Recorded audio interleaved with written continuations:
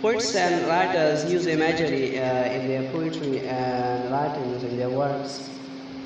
So what's imagery? It's a very simple thing. Its name, imagery comes from image. So it's a quality in poetry or in prose from which we draw images in our minds. If we read the poetry or in the prose, we will have an image or images in our mind. And a simple example is if I say, yesterday I visited a really beautiful place, there were mountains, and there were two mountains, and in the middle of these two mountains were small hills, and the mountains were covered with trees. And I was walking along a stream, and the water of the stream was crystal clear, and it was very cold. When I touched the water was as cold as ice.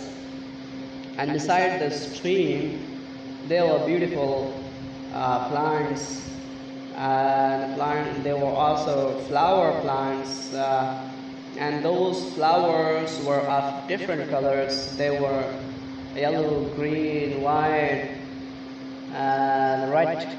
The roses were most beautiful. They looked really beautiful, and the fragrance of the flowers was amazing. So now here, if you listen to this passage of mine, you will have some images in your mind. That's imagery. In my speech, there's imagery. Like that, there's imagery in poetry.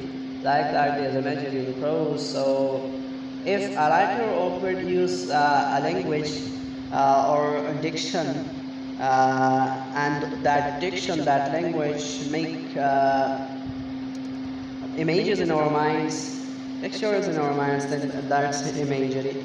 And imagery is concerned with the senses. Humans have 5 senses: sight, hearing, touch, taste, and smell.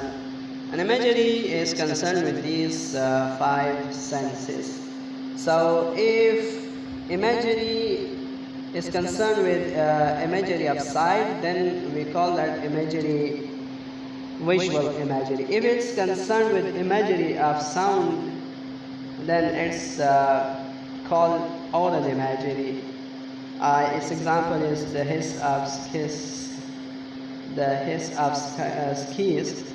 And if it's concerned with the sense of smell, so then we call it olfactory imagery, like the aroma of coffee, the beautiful fragrance of the flowers.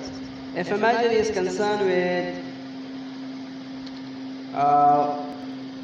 touch, then it's called tactile imagery, like the water was very cold, or the soft fabric is really nice.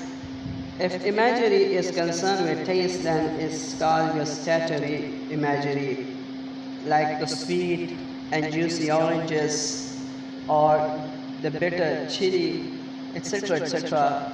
So these are, this is gustatory imagery. So imagery is actually concerned with these 5 senses. And in brief, we can say that imagery is actually a quality in poetry or prose which has the ability to make pictures, to make images in the minds of the readers or in the minds of the listeners. This is a quality in poetry or in prose or in speech which makes pictures or images in the minds of the readers or listeners. And those images, sometimes they may be concerned with sense of sight, sometimes with hearing, sometimes with taste, sometimes with touch, or sometimes with smell. So it's imagery, and there are then 5 types of imagery in its own.